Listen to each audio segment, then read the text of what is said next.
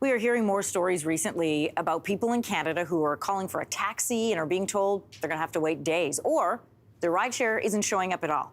Those stories are being shared by Canadians with disabilities, and they're highlighting just how difficult it is to get around. It's a problem they say is only getting worse.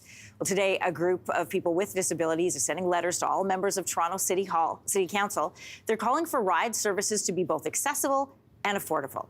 Chris Stigas is a founder and brand developer of Handy Help. He's one of the letter's signatories, and he's back in studio with us. Good to have you here, Chris. Thank you for having me. We were just talking about your travel getting here today. You had to set that up at least 24 hours in advance. I had to set it up yesterday, and I had to call the driver personally himself and ensure that he's going to be here this morning to enable me to be here on time. And it's raining out today, so if you had tried to call day of, what would have happened? Anytime there's any sort of weather, whether it be snow or rain, it's virtually impossible to get an accessible Uber or an accessible taxi. Let's dig into this problem a little bit. You referenced the pandemic as when the availability of accessible rides in Toronto basically fell apart. It did exist before. You say it was working beautifully, and then what happened? It was mandated in 2016 that equitable service times for accessible rides were 10 minutes, which is the industry standard. And it was working great 2016 to the beginning of the pandemic. And after the pandemic, that sort of fell apart, and it's never come back again. They've never reinstated the program. So we know that it can be done.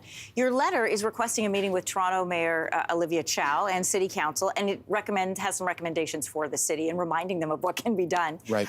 You want what only seems fair: equitable access to every taxi and rideshare car, requiring the industry standard that you mentioned is 10-minute wait time to apply to people with disabilities, and ensuring no additional fees are charged for accessible vehicles.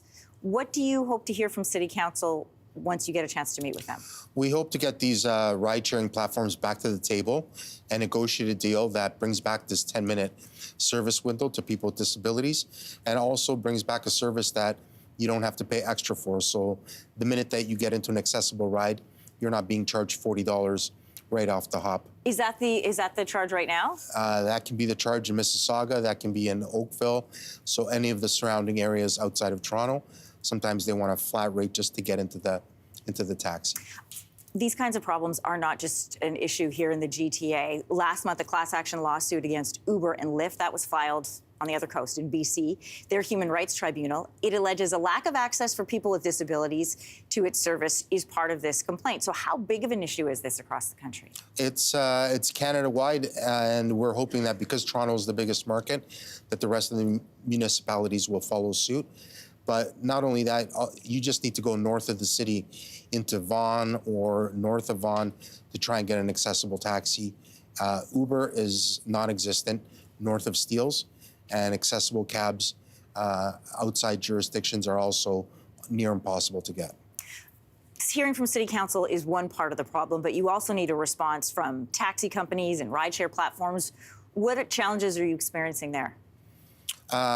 With the customer service specifically for Uber, they've oversees their customer service department, so it's very difficult to get a manager or some kind of accountability on the phone. And when you write to their help center on the app, there's no response. So the pressure needs to come from where in order to help things return back to where they were in 2016? It needs to come from City Hall to regulate that these companies provide an equitable taxi and ride-sharing service, and that they also provide it in the same service times that's the industry standard for non-accessible rides.